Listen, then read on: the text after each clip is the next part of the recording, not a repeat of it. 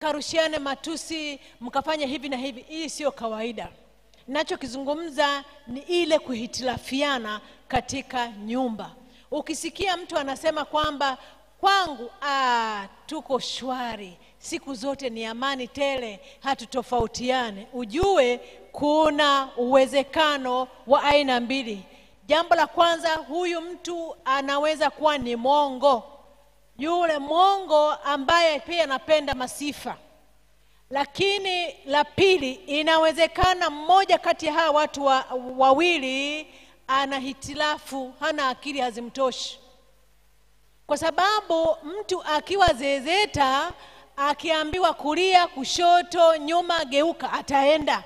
Hawezi kujadili. Lakini mtu mwenye akili timamu anauliza swali, anasema hapo sikubaliani, hapo tunaenda hivi, kuna mjadala wa kawaida. Kwa hiyo ninachokizungumza sina maana kwamba nasema haya mkapigane mkafanya hivi, hapana. Ila ninachokizungumza ni kwamba watu wawili wenye akili timamu waliokutana ni watu wazima, kuhitilafiana ni kawaida. Sasa tatizo labda tuseme migogoro inakuwa ni kitu gani? Ni ile hali ya kushindwa kuwa katika makubaliano. Lakini pia kutoelewana ambako wanandoa huhofia kutokidhi mahitaji yao au kuwa na wasiwasi wa kushindwa katika nafasi zao. Kwa hiyo inaleta mgogoro. Anasema hivi, huyu anataka kunionea au inataka kuwaje? Vitu kama hivyo. Ikiwa migogoro haitashughulikiwa kwa njia nzuri, migogoro inaweza kuharibu ndoa yako. Ndoa nyingi zinazoharibika ni kwa sababu ya migogoro. Sasa tuangalie baadhi ya sababu za migogoro katika ndoa. Sababu ni nyingi. Sababu nilizozitaja ni mfano tu, lakini nitazizungumzia hizi. Ya kwanza, tofauti ya haiba na jinsia. Nakumbuka jana tuliongea kwamba wanaume na wanawake wanatofautiana katika mambo mengi. Usipoelewa kwamba huyu anafanya hivi kwa sababu ni mwanamume na huyu ni mwanamke, basi ni rahisi kugombana. Kwa hiyo wewe kama mwanandoa, chukua nafasi ya kuelewa mwanamke anakuaje, mwanamume anakuaje katika mahusiano. Lakini pia haiba mwingine ni labda tuseme tu, unajua katika kuoana mara nyingi mtu anapenda kumwoa mtu ambaye ana vitu tofauti na yeye. Kwa mfano, mtu ambaye hachukui muda mzuri katika kupangilia vitu, kuweka vitu vizuri katika chumba, au ambaye si msafi sana, atavutiwa na mtu msafi. Labda mwanamume umemwona mwanamke ana mpangilio, anaweka vitu visafi. Sababu hiyo inaweza kuwa sababu ya kuachana. Kwa sababu mwanamke atafurahi kukupangia vitu. Kuna wanawake wengi wanasema, kuna siku moja niliona mwanamke mmoja anasema kwamba kati ya vitu ambavyo vinaniudhi kwa mume wangu, huyo mwanamke anazungumza, anasema ni ile natumia siku nzima, naenda kwenye makabati, napanga vizuri, kila kitu kinakaa sawa. Alafu mwanamume anatumia dakika 2 kushusha vyote, anatafuta soksi tu. Sasa kwa sababu hiyo inaweza kuwa sababu ya kero, lakini ndio ile sababu iliwapatanisha. Kingine, vipaumbele, ubinafsi na kiburi. Juzi tulijifunza kwamba chanzo cha kila tatizo katika ndoa ni ubinafsi, mimi kwanza. Na kiburi ni kama, unakumbuka tulimzungumza juu ya mtu ambaye ni jeuri, ni machachari, ni mwenye hasira. Mtu wa namna hii katika kutatua migogoro inaweza kuwa shida, inaweza akawa sababu ya kuleta migogoro. Jambo lingine, matarajio na mahitaji yasiyofikiwa. Wengi akienda kwenye ndoa anaenda akiwazia mambo fulani, na asipoyakuta, akikuta ni tofauti, anakata tamaa, inakuwa chanzo cha migogoro. Mwingine ni kulimbikiza mizozo. Tatizo linapolimbikizwa linaweza kuwa shida. Labda niwaambie mfano tu kwa haraka. Mfano, labda kumekuwa na shida ya mwanamume hakuridhika na tendo la ndoa siku ya Jumatatu na akaamua kununa. Jumanne haongei vizuri. Jumatano inatokea kwamba mwanamke ametenga chakula, ametenga sahani, akasahau kijiko. Hili ni jambo la kawaida, lakini linaweza likamfanya kakasirika kabisa. Wewe unatengaje chakula na uweki kijiko? Alafu Alhamisi ikatokea mwanamume anarekebisha tai, yuko mlangoni, mama anakumbuka kwamba jikoni niliweka maziwa, karibu mwagika. Anakimbia na kwa haraka anajikuta bahati mbaya amempiga kikumbo mume wake.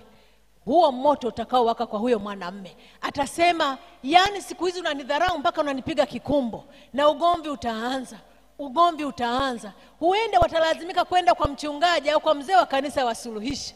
Wakifika, unafikiri watasema habari ya Jumatatu? Atasema ananipiga kikumbo, ameanza kunidharau. Mchungaji atasugua kichwa, lakini tatizo ni la Jumatatu. Kwa hiyo usirundike mizozo. Alafu wakati mwingine misongo itokanayo na mambo ya fedha. Fedha inapokosekana, kunapokuwa na shida ya uchumi, kunaweza katokea migogoro. Lakini kuna wakati mwingine pia watu anapopata kipato kinapoongezeka, inaweza kuwa ni chanzo cha matatizo katika ndoa. Wakati alipokuwa hana kitu mlikuwa mnaelewana, lakini alipopata kitu mambo yakabadilika. Lakini pia katika pesa inaweza kuwa ni katika kutoweka sawa pamoja mambo ya pesa kama mipangilio. Tutakuwa na somo juu ya habari za pesa katika ndoa. Lakini pia kutoelewana katika majukumu. Unajua ninyi mmekuwa pamoja ili mjenge vitu kwa umoja. Sasa umoja unapokosekana, shida zinatokea. Mawasiliano duni, tulijifunza sana kuhusiana mawasiliano. Na misongo toka nje. Inaweza kuwa ni misongo kwa sababu ya marafiki, inaweza kuwa ni misongo kwa ajili kutokana na wakwe. Vyote vinaweza kuwa ni chanzo cha migogoro. Jingine inaweza kuwa kutofautiana katika mtindo wa malezi.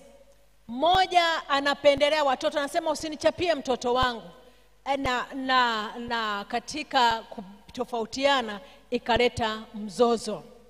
Inaweza kuwa tofauti za kiutamaduni na imani tofauti.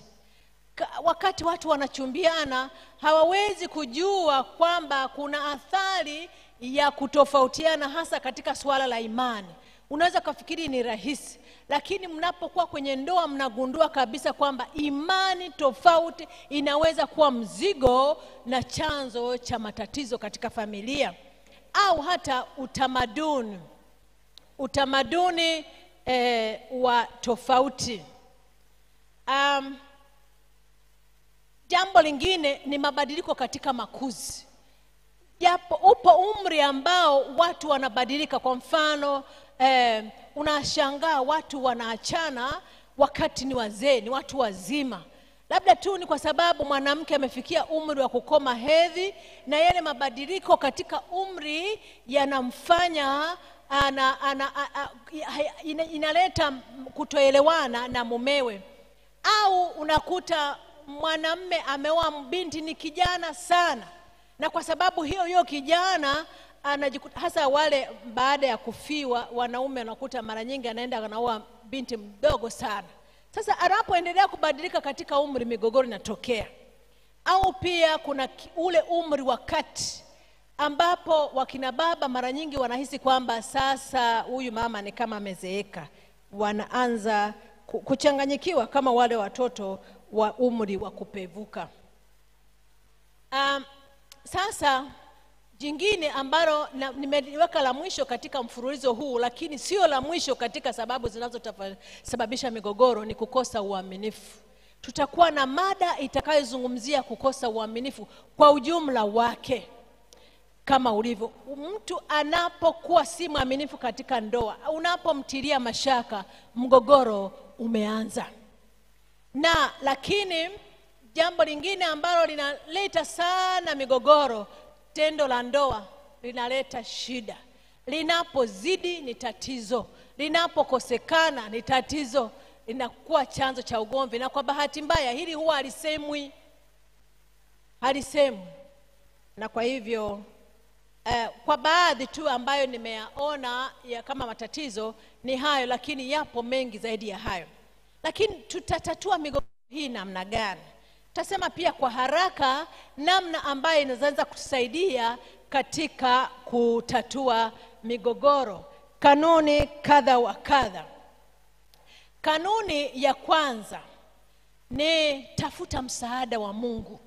Unajua kuna mambo ambayo mwanadamu huwezi kuyarekebisha, lakini Mungu tunapomkabidhi shida zetu, amesema tumtwike fadhaa zetu zote, yeye anaweza. Yaani hakuna ombi hata moja ambalo Mungu halitazame, Mungu halijibu. Unapomwendea Mungu kwa magoti, vita nyingi tunashinda vita nyingi kwa magoti. Lakini pia epuka mchezo wa kutupiana lawama. Anasema ni huyu, mwingine anasema ni huyu. Watafiti wa habari za familia wanasema kwamba watu wengi katika ndoa wanapenda kufanyia kazi kuwabadilisha wenzi wao, lakini hao wote hakuna hata mmoja anayefanikiwa. Maana umekutana na mwenzi akiwa amekomaa, hata ufanyeje si rahisi kumbadilisha. Lakini waliofanikiwa ni wale wanaojaribu kujibadilisha wenyewe. Kwa hiyo wewe kama mwanandoa, angalia kwamba wewe mchango wako ni upi katika mahusiano. Kama una mchango hasi, ukijifanyia kazi na kujaribu kujirekebisha, unaweza kumfanya mwenzi wako ajibadilishe mwenyewe tabia. Lakini epuka kusonda kidole kwa mwenzi wako. Nyingine, shughulikia jambo moja baada ya jingine. Ndio kama lile nililolisema, ile habari ya Jumatatu hadi Alhamisi. Lakini pia leo unataka kuzungumzia swala la mwenzi wako kuwa mchafu, labda humfurahii kwamba ni mchafu. Sasa unaleta habari ya uchafu, unaleta habari ya kuchelewa kuja nyumbani, unaleta habari ya matumizi ya pesa. Mnachanganyikiwa katika kutatua matatizo. Kwa hiyo chukua moja baada ya jingine, lirekebishe, halafu mwende kwenye jambo lingine mkiwa mnaelewana. Lingine, lenga kupata ufumbuzi na kujenga, sio kushinda. Hii ni timu yenu wote wawili. Akishinda mwenzako bado ni faida, kwa sababu nyumba itajengeka. Lakini usitafute kuona kwamba wewe ndio mshindi. Tafuteni namna ya kuleta muafaka wa pamoja. Lingine, chunga maneno yako, zungumza kwa upendo na heshima. Hii nafikiri nimekuwa nikilizungumza na sitasisitiza zaidi. Nataka kuambia kwamba yule mtu unayempenda mzungumzishe vizuri, sema vizuri, na tena ikiwezekana usipaze sauti mnapoongea. Kuna mfano huwa nausema, mimi tulipoana na mume wangu tulikubaliana, tulijua kabisa kwamba kupambana kutakuwepo, tutatofautiana, tutagombana, lakini tulisema bila kujali kwamba mimi nimefanya nini au wewe umefanya nini, hakuna kupaza sauti. Na unajua kwa nini watu wanapaza sauti? Kupaza sauti ni kwamba upendo haupo. Maana upendo ukiwepo, ulishaona watu wanaopendana na wanavyoongea, wananong'ona kwenye sikio, si ndio? Anamwambia pole pole na unasikia vizuri ule ukaribu. Lakini mnapokuwa mmechukizana, mnatengeneza umbali. Na kwa hiyo hata kama mmelala kitanda kimoja, mnagusana mwili, unasikia mtu anapayuka mpaka jirani anasikia. Ni kwa sababu huyu mtu yuko karibu kimwili, lakini kihisia yuko mbali. Inabidi upaze sauti apate hiyo habari. Kwa hiyo usipaze sauti, mheshimiane, ili hata watoto wajue wazazi wetu wanaelewa, na msifaidishe watoto ugomvi wenu. Nini njia nyingine ya kutatua migogoro? Usilimbikize tatizo. Ndio nilikwisha kulisema hilo. Usilimbikize. Kama jambo limetokea siku hiyo hiyo, saa hiyo hiyo, lishughulikiwe. Lisilale kiporo. Silale. Alafu sema kweli hata kama inauma. Hata kama inauma, lakini iseme kwa upendo.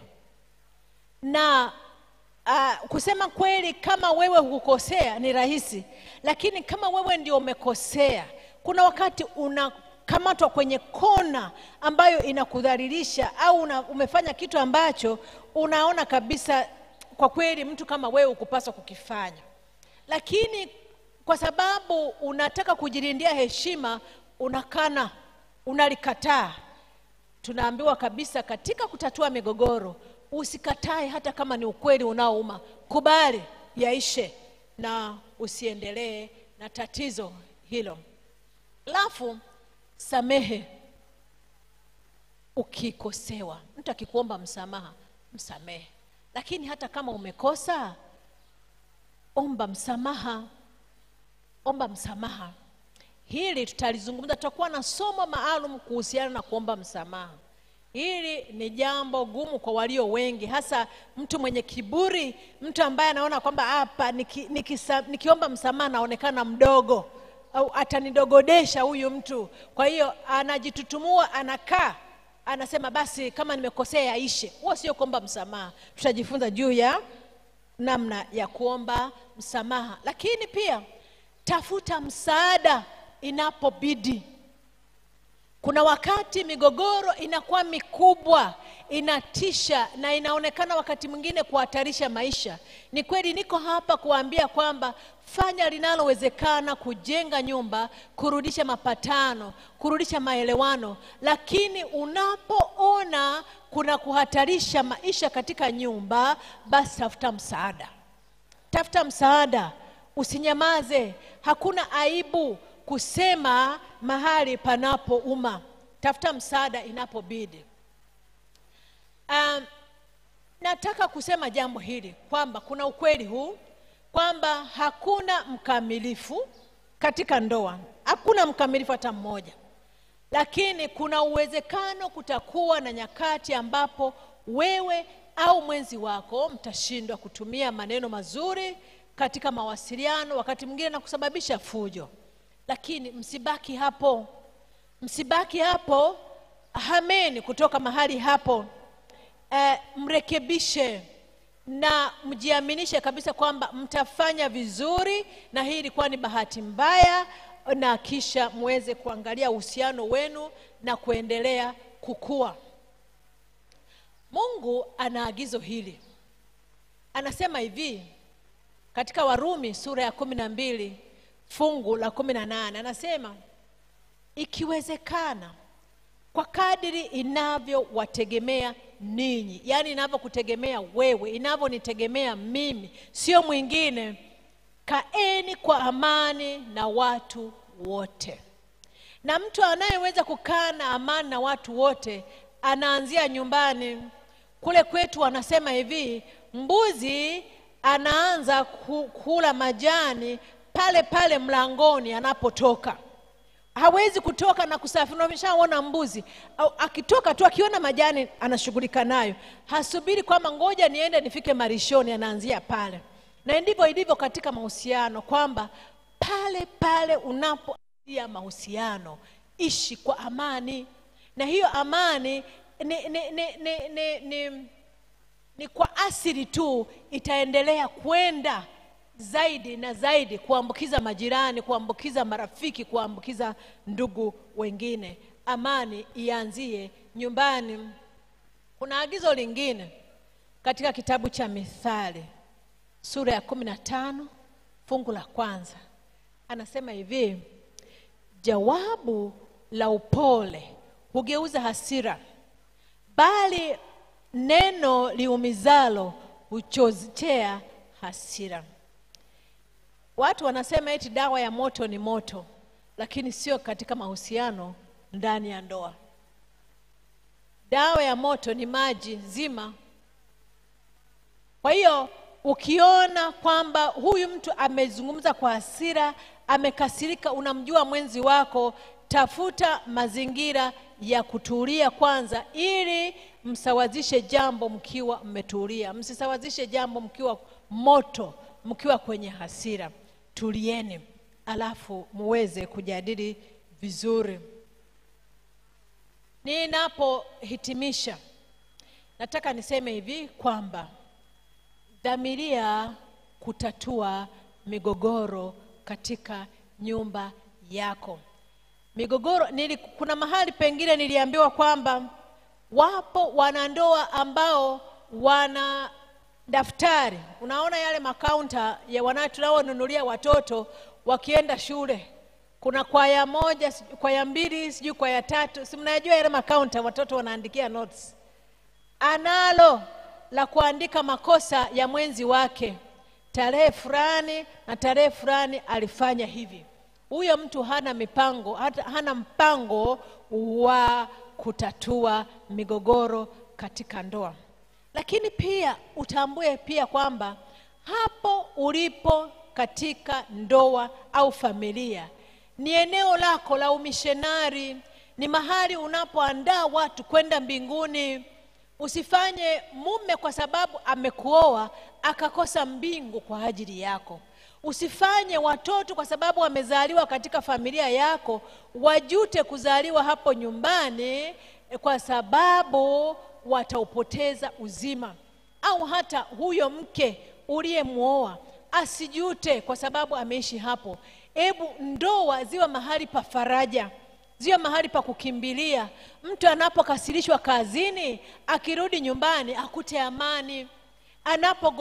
Anapogombana na jirani, anapokosewa na mahali popote, akirudi nyumbani iwe mahali pa faraja.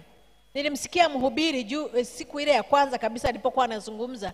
Alisema kuna watu wengine anafika nyumbani, yuko kwenye gari anawaza, nimefika tena hapa. Huyu mwanamke nitakayemkuta humu ndani. Anawaza mara mbili mara tatu. Saa nyingine anakaa kwanza kwenye gari muda mrefu kwa sababu ndani hapakaliki. Basi wewe mwanamke unayenisikiliza, usiwe mwanamke wa namna hiyo. Na wewe mwanamume unayenisikiliza, usiwe ndiye yule mtu akiingia nyumbani watu wanakimbia, mahali panakuwa shwari. Kipimo kimoja cha kujua kwamba wewe ni jeuri ni pale unaposikia kelele ndani ya familia na vicheko, watoto wanafurahi na mama yao, alafu wewe wakisikia tumefanya kimya. Au wanasikia watoto wanatawanyika, kila mmoja anaenda zake, ujue kuna tatizo. Hebu uwe chanzo cha furaha. Ninataka nione mikono ya wale wanaosema nataka kuwa chanzo cha furaha katika familia yangu. Hata kama unanisikiliza kwenye kituo chako, nione mikono yako wakati ninapoomba kwa ajili yako. Asante sana. Mungu na wabariki.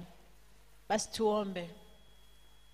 Baba wa Mungu wa mbinguni, tumekuahidi kwamba tunataka kwenda mbinguni, lakini tunataka kuwa mbaraka kwa familia zetu. Msaidie msikilizaji anayesikiliza katika kipindi hiki. Sijui anapitia uzoefu gani katika familia yake na katika mahusiano na mwenzi wake. Bwana, wewe mfalme wa amani, leta amani kwa kila nyumba ya mtu anayenisikiliza hapa. Ni katika jina lake Yesu tunaomba na kushukuru. Amen. Mungu awabariki.